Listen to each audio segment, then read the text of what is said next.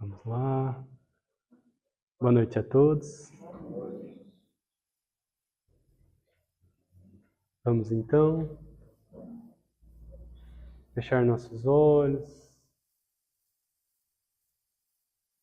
agradecendo a Deus, nosso Pai,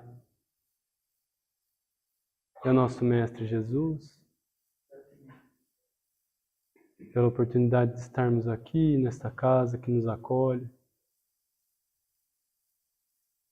pedindo que possamos ser amparados pela sua luz, Mestre, que possa atingir nossos corações, iluminar nossas mentes, nos inspirar, nos fortalecer a fé, que possamos sair daqui com a alma alimentada, transbordando seu amor para os nossos lares, nossa família, para aqueles que convivem conosco, para o nosso trabalho. Mestre, por tudo te agradecemos e pedimos que nos ampare nessa reunião de hoje. Que assim seja. Boa noite, eu sou o Gerhard. Eu queria conversar um pouco hoje sobre a providência divina. E eu queria começar contando uma história. E se eu falar baixo e alguém não me ouvir, pode dar uma chamada assim, porque às vezes eu vou baixando o tom de voz, pode me chamar, tá? Eu queria contar uma história que eu não sei se todos já ouviram, a história de Jó no Velho Testamento. Então, no capítulo 1 de Jó, conta-se assim que Jó era um homem muito rico, tinha muitas posses, tinha muitas terras, tinha muitos bois, camelos, ovelhas. Tinha centenas e centenas de servos que cuidavam de tudo isso e das terras dele. E além de tudo isso e todas essas riquezas, ele tinha 7 filhos e 3 filhas. Então, a história de Jó conta que um dia, Satanás veio ter uma conversa com Deus e Deus diz assim para Satanás: você não conhece Jó, meu filho? Homem íntegro igual a ele, você não vai encontrar em lugar nenhum. Ele não cede a nenhuma dificuldade. E Satanás disse assim: mas eu aposto que se eu tocar as suas posses, Jó vai quebrar. E Deus permitiu que ele assim fizesse, contanto que poupasse a vida de Jó. Então Jó recebe a notícia por um de seus servos, que em uma de suas terras em que ele tinha seu gado, o gado foi roubado e seus servos mortos. E logo depois vem outro servo e fala que os seus camelos foram roubados e os servos mortos também. E depois que caiu um fogo do céu e queimou as suas ovelhas e matou mais um tanto de servos.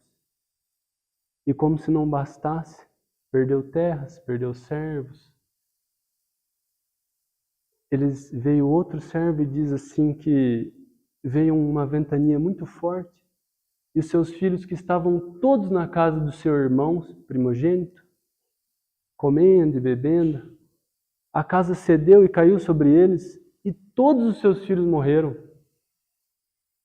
Jó recebe a notícia, cai de joelhos, rasga suas vestes, que era algo que se fazia quando tinha um luto muito profundo.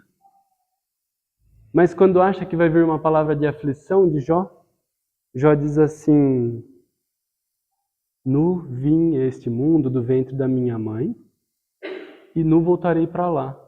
O Senhor deu, o Senhor tirou, bendito seja o nome do Senhor. Então, mesmo diante de uma provação extrema que quebraria qualquer um, Jó demonstra essa força toda e essa compreensão de que por mais que tenha dor e aos olhos do mundo parece trazer um sofrimento tão grande, se vem de Deus que é o Pai, eu aceito. Então, por mais que pareça tão injusta essa história, ainda mais contada dessa forma, eu queria que a gente tivesse um olhar para o entendimento que Jó tem das dificuldades e da providência divina e a ação da providência divina na história dele, para ver se faz um pouquinho de sentido o que aconteceu com ele para nós. Jesus, ele fala um pouco sobre a providência divina em um momento, no Sermão da Montanha. Eu vou ler um trechinho para vocês, se me permitirem, em Mateus capítulo 6. Ele diz assim: Olhai para as aves do céu, que não semeiam, nem cevam, nem ajuntam em celeiros, e vosso Pai Celestial as alimenta. Não tendes vós muito mais valor do que elas? E qual de vós poderá, com todos os seus cuidados, acrescentar um côvado à sua estatura? E quanto ao vestuário, por que andais ansiosos? Olhai para os lírios do campo, como crescem, eles não trabalham nem fiam. E eu vos digo que Salomão, nem mesmo Salomão em toda a sua glória se vestiu como qualquer um deles. Pois se Deus assim veste a erva do campo, que existe hoje e amanhã é lançada ao forno, não vos vestirá a vós muito mais, homens de pequena fé. Não andeis, pois, inquietos, dizendo: que comeremos, que beberemos, ou o que vestiremos? Porque todas essas coisas os gentios procuram. De certo, o vosso Pai Celestial bem sabe que necessitais de todas essas coisas. Mas buscai primeiro o reino de Deus e a sua justiça, e todas essas coisas vos serão acrescentadas. Não vos inquieteis, pois, pelo dia de amanhã, porque o dia de amanhã cuidará de si mesmo, e basta a cada dia o seu mal.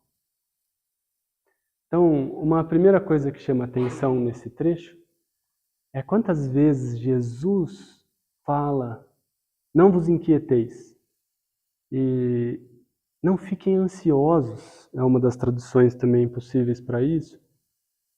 E daí a primeira coisa que a gente foi estudar é qual é o significado dessa palavra ansiedade.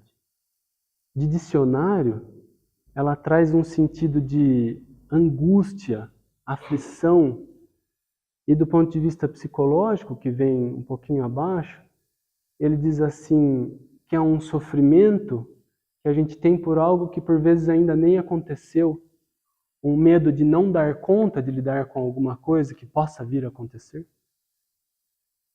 E, olhando para a palavra grega, merinau, ela significa estar dividido, ter o coração dividido, ou ser puxado em várias direções.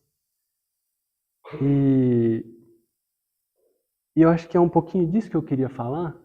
Mais adiante, Jesus ainda conversa, contando uma de suas parábolas, essa é a mais famosa. Ele conta a parábola do semeador. E vocês lembram que em algum momento o semeador, ele semeia em um campo com espinheiros. E as sementes nascem e depois elas são sufocadas e morrem. E Jesus, mais adiante, ele mesmo explica esse trecho da parábola, e ele diz que a semente que caiu nos espinheiros é como aquele que ouve a palavra e, de certa forma, ele até se empolga para começar uma obra, mas as ansiedades do mundo, as ansiedades da era, elas o sufocam. O dinheiro e a busca pelo dinheiro o sufoca e ele deixa de produzir. Então, olhando para a parábola do semeador e tendo mais esse olhar para a ansiedade e as ansiedades, as necessidades que o mundo traz para nós e nos impõe como homens que estão no mundo, a gente tem que dar mais um passo atrás e tentar entender o que é o necessário. O que é o necessário? No Livro dos Espíritos, na questão 922, pergunta-se Kardec, com outras palavras, ele pergunta assim, a felicidade relativa que é possível alcançar aqui na Terra? Como que a gente pode fazer isso? Como pode buscar essa felicidade? E os espíritos explicam que do ponto de vista material é a posse do necessário. Do ponto de vista moral, a consciência tranquila e a fé no futuro. E daí, à luz disso, perguntaram para o Chico Xavier: Chico, o que é o necessário? Só que para o Chico, o necessário é muito menor do que para nós, né? E a resposta dele chega a ser engraçado, que ele falou assim: o necessário é o pão nosso de cada dia. O problema já começa na manteiga. Quer dizer, é difícil para a gente que vive no mundo, em um mundo de provas e expiações, chegar a esse ponto do Chico, e a nossa batalha é essa, de entender como são poucas as coisas de ordem moral que nos são necessárias. E a partir do momento que a gente busca o supérfluo, e o Livro dos Espíritos mais uma vez fala sobre isso, começam os nossos sofrimentos, porque a gente perde o foco do que é o necessário. E a gente perde o foco do que é para ser o nosso objetivo primordial aqui na Terra. Se a gente despende energia e atenção com coisas que são supérfluas, como que a gente vai ter energia e atenção de sobra para as coisas do espírito e as coisas de ordem moral?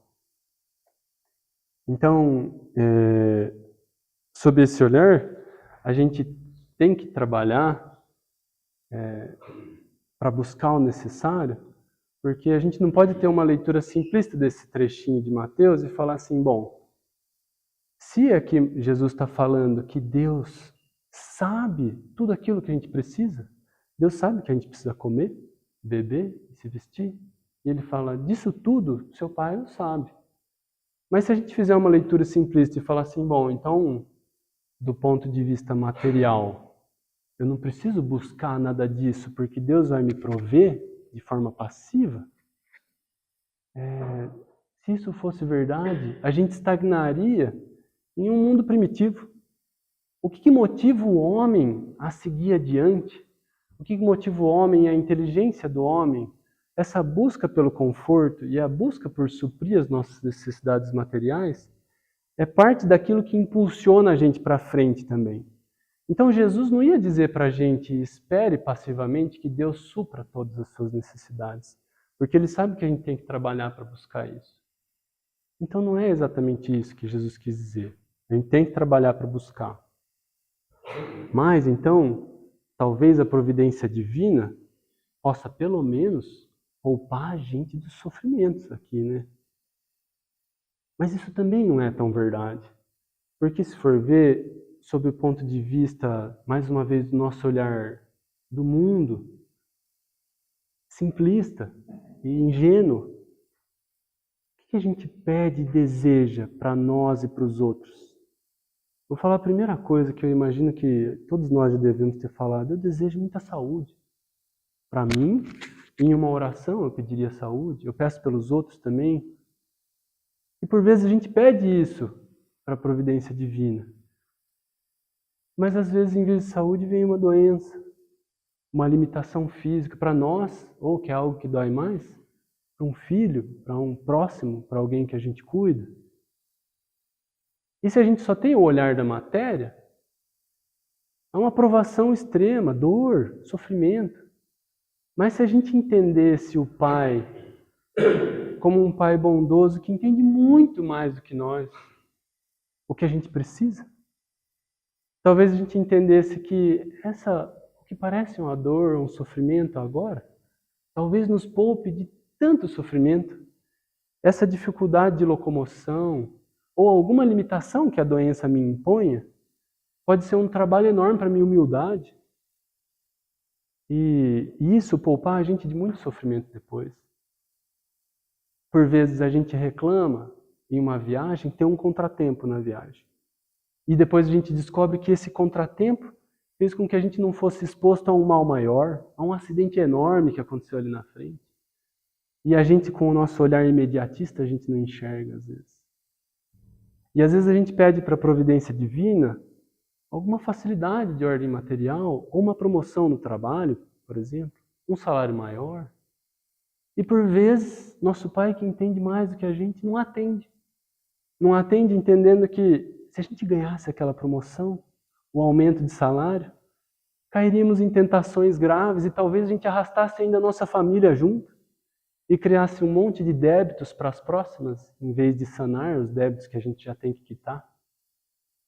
Então, a gente não consegue nem dizer que, sob o nosso olhar simplista, Deus vai poupar a gente do que a gente entende como sofrimento, porque por vezes esses pequenos sofrimentos ou angústias aos olhos da matéria são na verdade libertadores e são coisas que vão mobilizar a gente para frente também. Bom, então, se a providência divina, Deus não vai prover nossas necessidades materiais de forma passiva, e também não vai resolver todos os nossos possíveis sofrimentos aqui, a gente poderia pedir, pelo menos, que ele fosse assim, mais justo, né, na forma de distribuir as facilidades aqui do mundo. Então, às vezes a gente olha e vê que pessoas assim, não que a gente vá julgar, né, mas pessoas que não parecem merecer tanto, têm muitas facilidades de ordem material. Tem uma empresa que, nossa, parece que não trabalhou nada para ter uma empresa de sucesso como é. Ele ganha muito dinheiro, os seus familiares todos têm saúde, ele mora numa casa boa, a casa dele não tem goteira igual a minha. E aos olhos da matéria, aos olhos simplistas que temos, por vezes a gente pensa que Deus está sendo até injusto, pensando que aquele que não tem uma conduta assim muito reta e moralmente adequada recebe tantas facilidades. E às vezes nós ou outros que, nem olhando para nós, eu estou olhando para outros que batalham, andam na estrada reta, não se desviam, e esses têm tantas dificuldades, tantos parecem tropeços, né? E por que Deus faria isso? E daí vem Emmanuel e traz um versículo da carta de Paulo aos Hebreus, que diz assim,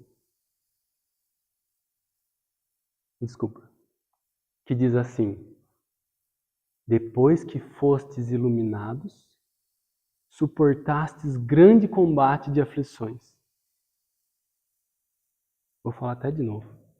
Depois que fostes iluminados, suportastes grande combate de aflições. Então, olha que profundo, é uma frase só, né? E daí Paulo e Emmanuel, depois conversando sobre esse versículo, ele nos traz esse entendimento de que, de forma simplista e resumida, Deus não vai impor um fardo excessivamente grande sobre ombros fracos. E se a gente olha para esse nosso irmão, que na verdade, por vezes, ele é digno de nossa piedade e nosso entendimento e nossa ajuda, mais do que motivo de inveja, se você olha para ele e entende que ele está muito desviado do caminho moralmente, eu imagino que ele não seja o coração mais forte para suportar grandes aflições de ordem moral. E Deus, como bom pai, sabe mais do que a gente, que se pusesse um fardo moralmente pesado demais para ele quebraria, não daria conta. E se por algum motivo o nosso fardo está sendo pesado demais, meu filho, é porque já fostes iluminados. Por isso que deves tentar suportar um fardo tão pesado. Você já recebeu essa luz toda. Paulo, quando mandou essa carta para os Hebreus, ele falava de uma luz a mais que eles já tinham recebido, além do judaísmo, que era uma luz. Eles já tinham contato com o Velho Testamento e tantas informações, inclusive Jó. Mas agora eles já tinham sido expostos aos ensinamentos de Jesus também. E que dirá nós, que além dos ensinamentos do Velho Testamento, depois vem o Novo Testamento com Jesus, a segunda revelação, a gente foi exposto a uma terceira, que juntou tudo aquilo, mastigou, digeriu e deu para a gente assim, que vem o Espiritismo com explicações tão simples de tudo quanto a gente pode ter de dificuldades na nossa vida. Então, uma vez que a gente tem, não só a gente, mas uma vez que a gente tem essa exposição a essa luz tão grande, espera-se que a gente possa, com o tempo, carregar fardos cada vez maiores. E conforme a gente for crescendo do ponto de vista de entendimento e moral, esse fardo não vai ficar mais leve, mas a gente vai suportar essas aflições com o entendimento de que a providência divina, se ela nos deu, Deus sabe muito mais do que a gente, o que é adequado, é porque a gente tem que batalhar e vai dar conta daquilo. Então,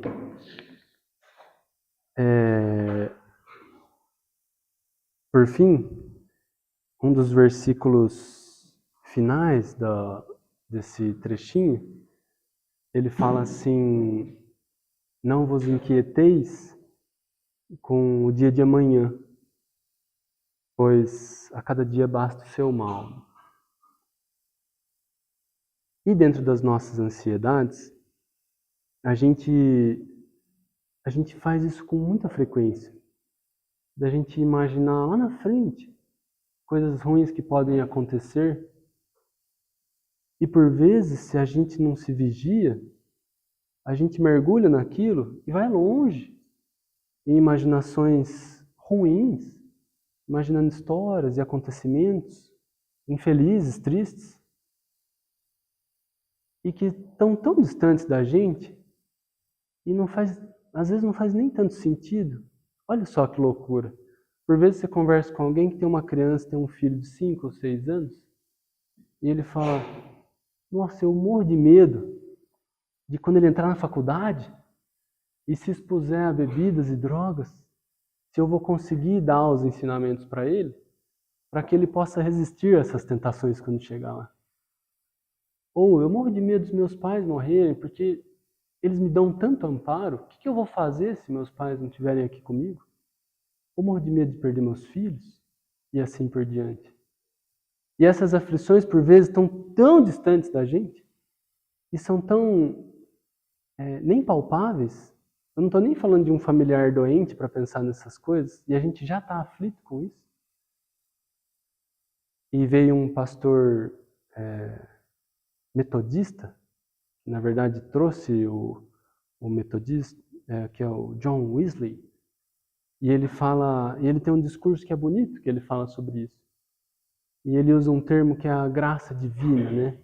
E ele fala assim que hoje, com as aflições que a gente tem que suportar, Deus dá uma graça para a gente, Deus dá a força, o amparo, a assistência suficiente para que possamos passar por essas dificuldades do momento de hoje. Então, quando a gente fica imaginando e confabulando sobre coisas que nem aconteceram e por vezes nem estão, nem vão acontecer por vezes, a gente está despendendo nossas energias, tirando o nosso foco e gastando nossas forças com coisas que não vão acontecer. E com coisas que talvez nesse momento realmente não tivéssemos forças para suportar. Ou, nas palavras dele, não tivéssemos graça suficiente para suportar. Porque não temos que suportar isso agora.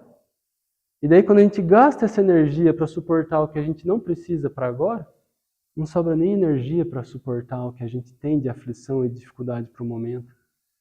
E a gente sofre, gera angústia e sofrimento. Isso também é ansiedade.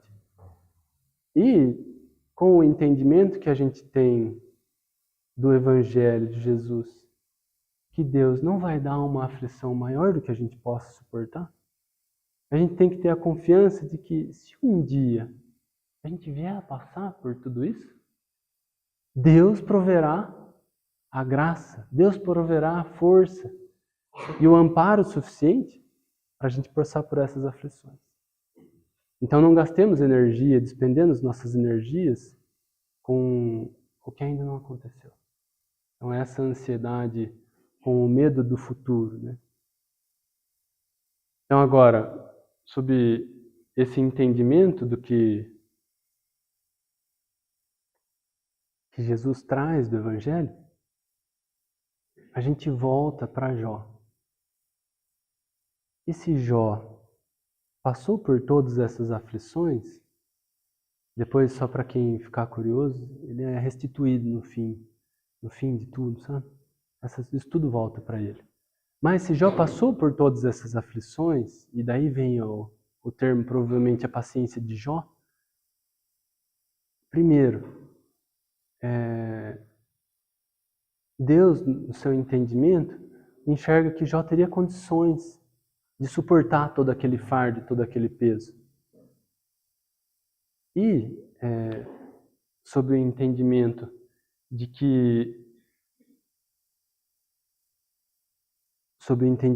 que a gente tolera essas aflições maiores, provavelmente isso traria algum proveito para Jó também. E Jó, por vezes, naquele primeiro momento, talvez nem tenha compreendido por completo o motivo dele estar passando por todas aquelas aflições, mas antes de se angustiar com aquilo, ele aceita, se ajoelha e bendiz o nome do Senhor. E depois, se possível, fazendo parecido com Jó, a gente pode pedir, em vez de Deus me poupe desse sofrimento, né? Que às vezes é uma coisa que pode sair da nossa boca. Me cure, me dê a promoção, me faça encontrar um emprego. Por vezes a frase madura de entendimento que tem que sair de nós é: Deus me dê entendimento para que eu possa passar por essa provação e aprender com ela. Me dê a força para suportar a provação. Mas não poupar da provação. Porque se poupa da provação, poupa do aprendizado também e do crescimento que virá com ela, né? Então, sigamos nossa batalha para termos a aceitação da providência divina como Jó e o entendimento do que é necessário como Chico, né? Acho que é isso que eu tinha para falar. Obrigado, pessoal, de me ouvir.